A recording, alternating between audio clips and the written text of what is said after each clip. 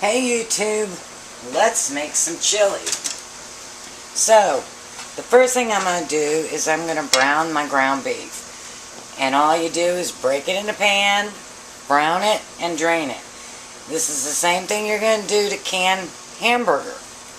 You're just going to brown it and drain it. You can also just boil some water and stick it in some boiling water, crumbled up, and it'll also cook that way.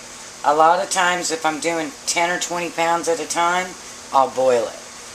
If I'm just doing like 5 pounds here for chili, I'm just going to fry it up. You can fry it up with some onions, but since I am using dehydrated onions in my chili, I'm not going to cook it with the onions. I'm not going to cook it with the spices. I'm just going to cook it up, just brown it, and then I'll start my chili in the morning.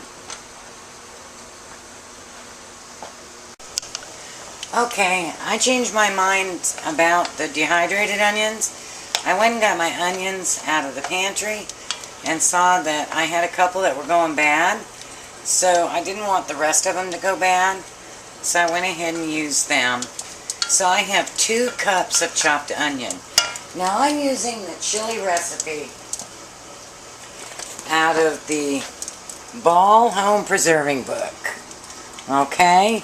And if you go to page 405, I don't know if you can see that, you can see the chili recipe.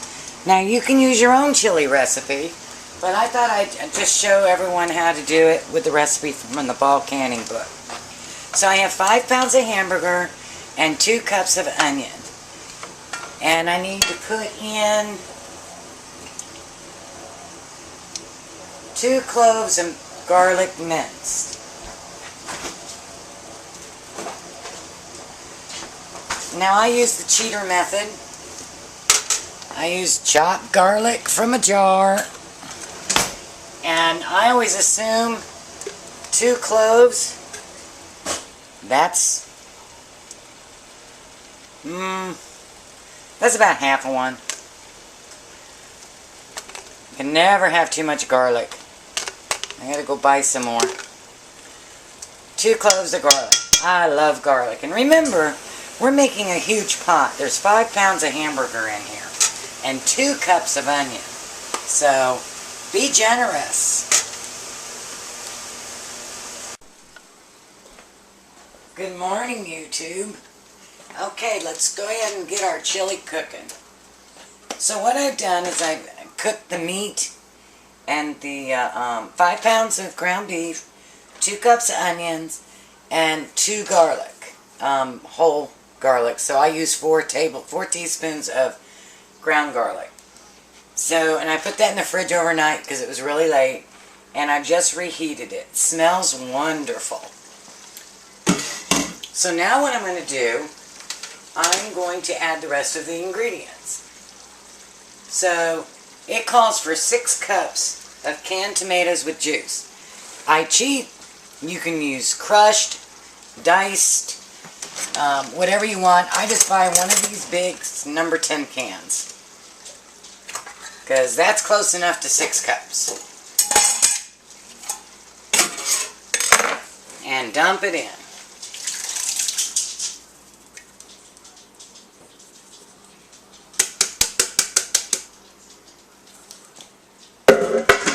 Next we're going to add chili powder. And I have a half a cup of chili powder here.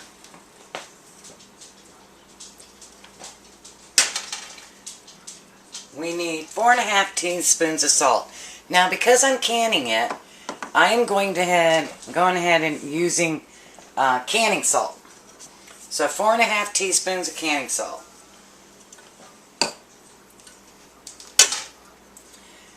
I have 1 teaspoon of, it calls for cumin seeds. I'm using cumin powder. So either one will work. Get all that goodie out of there. Now, depending on how hot you want it, you can use fresh, you can use dried. I'm actually going to use sweet pepper, dehydrated that I did.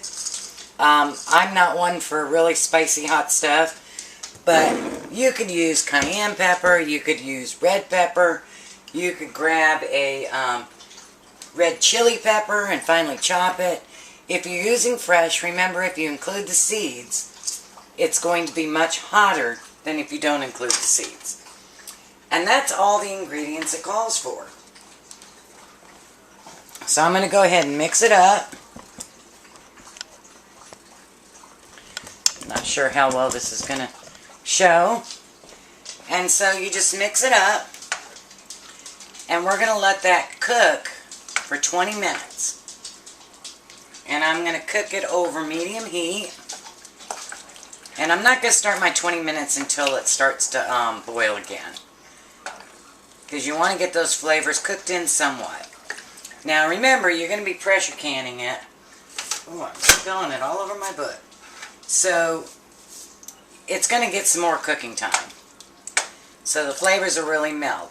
Also, keep that in mind when you're using hot peppers, that you are processing them, quarts for 90 minutes and pints for 75 minutes. So, the hot will get hotter and really permeate everything. So that's one of the main reasons why I don't add it. I figure people can add their hot afterwards to their own chili. And I'm going to process this in quarts because a quart of chili with a pint of kidney beans is a great combination.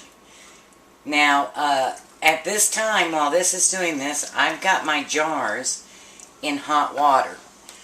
They were originally sterilized in the dishwasher.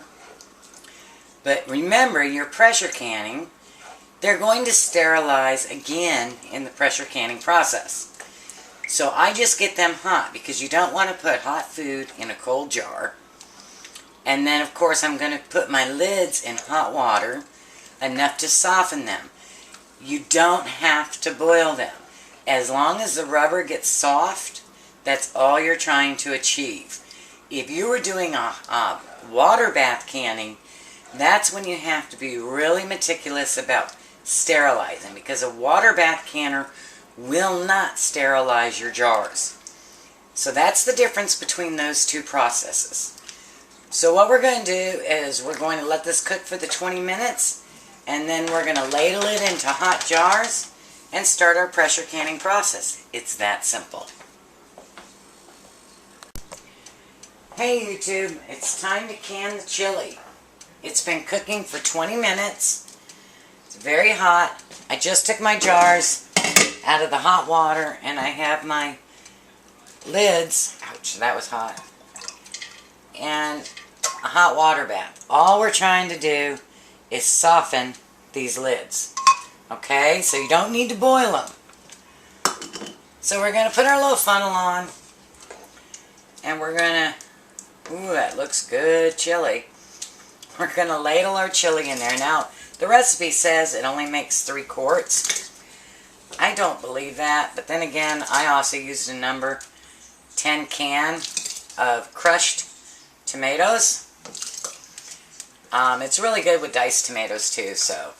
But always buy the number 10 can. It's the most cost-effective way to do it. And I'm all about saving money. And you want to fill them to the bottom of that little ring on the jar. So it's about 1 inch of head space. And that's what they call that space between where the metal lid goes and the product. It's called head space. So if you ever hear someone say you need 1/4 inch of head space, in jellies that's what you would need, 1/4 inch of head space. In meats, it's 1 inch of head space. I'm not sure what other things do. It looks like I'm going to have a lot more than 4 quarts, so I may have to heat up some more jars. Because I've still got half a pot of chili here. Now you could also just put this back on the stove instead of getting more jars and heat it up for dinner. But I want to show how we're going to use our kidney beans with this, so I really want to process it all.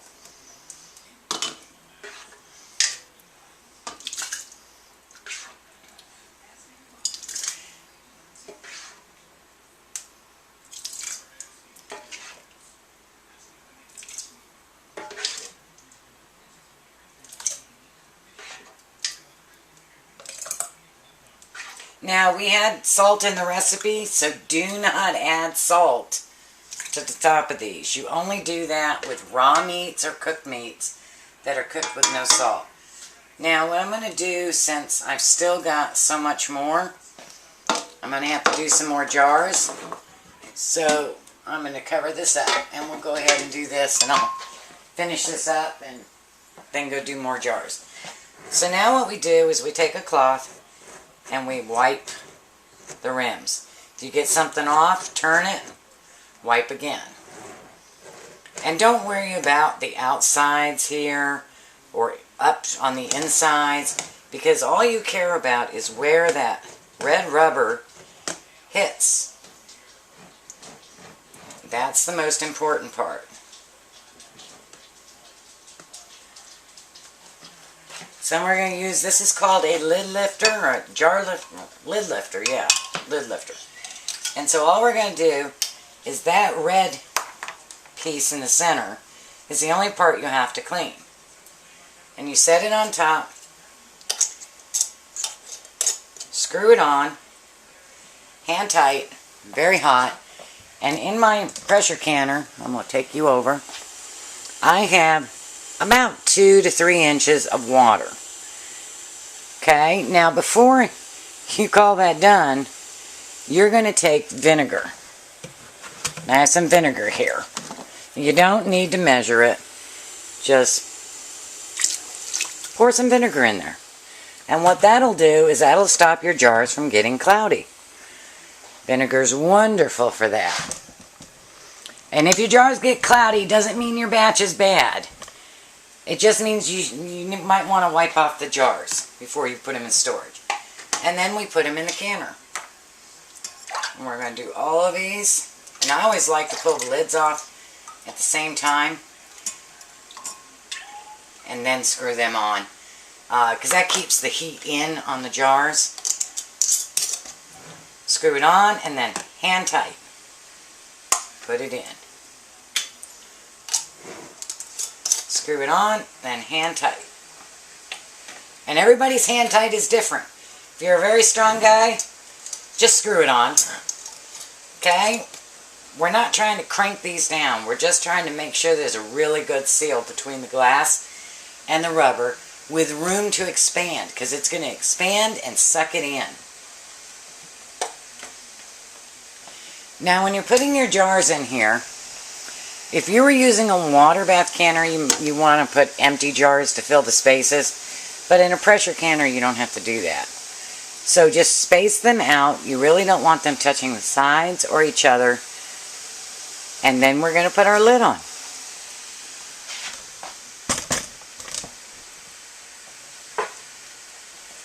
I've got my rubber seal back in my lid. I'm going to line up my V's with the handle that has a V on it. Set it on. Twist the handle. And so now I'm just going to let it cook until steam starts coming out of here, and then let it cook for 10 minutes. Okay, we have our pressure cooker on. We have steam venting. There you go. Can you see that? Do you see that back nipple? Let me zoom it in. See how it's bubbling? Don't worry about that. Just a little bit of water bubbling. It's up. Steam is venting really strong and steady. We're going to let that go for 10 minutes. The pressure dial says 0. Okay? Okay, it's been about 6 minutes.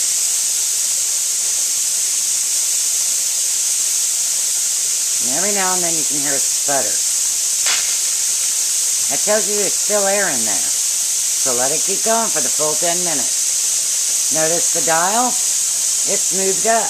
It's now at, what?